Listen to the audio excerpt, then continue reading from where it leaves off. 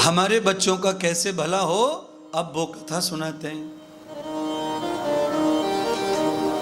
कैसे भला होगा? बच्चे के जन्म के दिन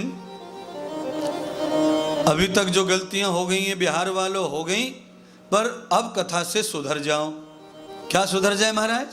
सुनिए, हमारे बच्चे का जन्मदिन आता है, उस दिन हमको गाय दान करना चाहिए और वेद पाठी ब्राह्मण को घर पे बुलाना चाहिए। उसे बिठा दो आसन पे, कहो पंडित जी स्वस्ति वाचन बोलते रहिए। फिर एक सन्यासी को बुलाना चाहिए, उनके चरण धो करके अपने बच्चे को जल पिलाना, भोजन करवा के बड़ी दक्षिणा दे के विदा करना चाहिए। फिर कमाल, फिर मुझसे लिख के ले लो, आप साइन ले लो, अंगूठा लगवा लो। 100 वर्षों तक भी तुम्हारे बच्चे का बाल बांका हो नहीं सकता। ये है जन्मदिन का प्रभाव। जन्मदिन मनाएंगे बच्चों का, सब गुंडों को इकट्ठे कर लेते मोहल्ले के, फोन कर करके। मौसी के बड़े बेटा को लगाता है फोन, जो बिस्की पीवे, भाई तू जरूर आना, मेरा जन्मदिन है, तू नहीं आया तो कैसे मजा नहीं आएगा। तो छांट छांट के गुंडों को बुलाएंगे। बताओ जन्मदिन मना रहे हैं कि तुम मरण दिन मना रहे हैं? यही नहीं पता है। क्या करना चाहिए जन्मदिन में? श्रीमद् भागवत कथा से समझ में आएगा। मैं बता रहा हूं, ऐसा नहीं है। आप कथा पढ़ लेना, पोथी रखी है बाहर, उनको पढ़ो। नंद बाबा ने लाला के जन्म की खुशी में ब्राह्मणों को न्योता दिया प्रातः काल। देवता तो आ ही गए थे बिना बुलाए भगवान के संग में। ब्राह्मण बिना आमंत्रण के नहीं आते, आमंत्रित किया गया, ब्राह्मण पधारे। लाला का जातिकर्मण संस्कार हुआ। सूर्य उदय होने के बाद लाला का आनंद उत्सव मनाया गया। गोकुल की सब गोपियां नंद के महल में पधारी। सबने गीत गाए, सबने लाला को प्रणाम किया, सबने लाला का दर्शन भी किया। देवता दर्शन करके चले गए। अब नंद बाबा ब्राह्मणों को विदा कर रहे हैं।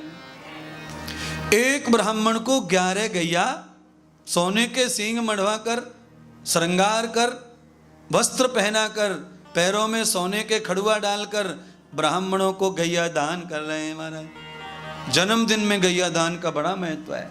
जन्मदिन में गौ सेवा का बड़ा महत्व है। जन्मदिन में वृद्धों की सेवा का बड़ा महत्व है। जन्मदिन में अनाथों की सेवा का बड़ा महत्व है। ये सेवा जरूर करो। कहीं अनाथालय हो वहाँ जाओ, कहीं वृद्धाश्रम हो वहाँ जाओ और वहाँ जाके जन्मदिन मनाओ। फिर आशीर्वाद की पोटली तुम्हारे छोरा से ना चले महाराज, इतनो आशीर्वाद मिले। और कितनी भी मौसी चाची को बुला लो, ये चॉकलेट चबाने के अलावा कोई भी आशीर्वाद देने वाली कहाँ है? हम गए, हमें तो आधी चॉकलेट मिली, ये और ले ऊपर से है। ये हाल है। और सुनो, चाची का छोटा वाला छोरा तो इतना बदमाश है कि वो तो जन्मदिन से पहले फोड़ देता गुब्बारा। ये हाल है, बताओ। अबे जन्मदिन तो हो जाने दो, बाद में सुई करो, बाद में मोमबत्ती लगाओ। बोलिए, अबे गुब्बारे फोड़ रहे हो तो समझ लो कि उम्र कम कर रहे हो। फोड़ो मत कुछ भी, फोड़ा तोड़ा मत करो जन्मदिन में। तोड़े फोड़े को मिलाओ जन्मदिन में। आशीर्वाद, मिठास चाहिए, प्रेम चाहिए, प्रेम। भाई आशीर्वाद किसी के दिल से निकलता नहीं आज के युग में। ऐसा युग आ गया है। चाची आती तो है बर्थडे में, पर अंदर से आती नहीं है। सब जानते हैं, चाचियां भी जान रही होंगी सब। भाई गुरुजी सब पहचान रहे हैं। गुरुजी सही कह रहे हैं आप, मैं तो बिल्कुल ऐसी ही हूं अंदर से। तो चाची तू भी सुन ले, तेरे छोरा को भी जन्मदिन आवेगो, ताई भी ऐसे ही आएगी जैसे तू गई थी। अदला बदली है। ताई भी खाली पैरों से आई है, दिल से थोड़ी आई है वो। हाँ, और सुनिए, जन्मदिन से जब वापस जाते हैं तो जन्मदिन में कमी निकाल के ही जाते हैं। कमी नहीं, भाई देखो कुछ भी है, बढ़िया जन्मदिन मनाया, पर केक जो है ना, हमारे जो टेबल थी ना, ऐसी टेबल नहीं है इनकी। ये हाल है, लो सब गरीबी की पोल खोल के रख दी तुम्हारी।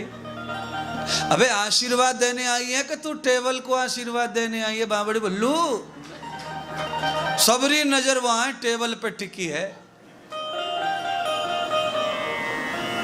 इसीलिए जन्मदिन में आज के बाद किसको बुलाएं? वेद पाठी ब्राह्मण और एक सन्यासी। जन्मदिन में एक बार बुला के देख लो, हमारे कहने से कुछ घाटा हो तो अगली साल मत बुलाओ।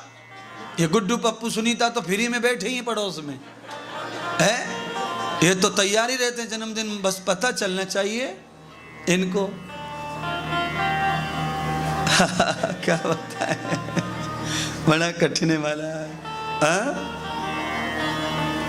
इसीलिए भाई बहनों से अनुरोध है कि एक बार महात्मा इंद्रदेव जी के कहने से संतों को बुला के देखिए, जन्मदिन में रौनक आ जाएगी महाराज।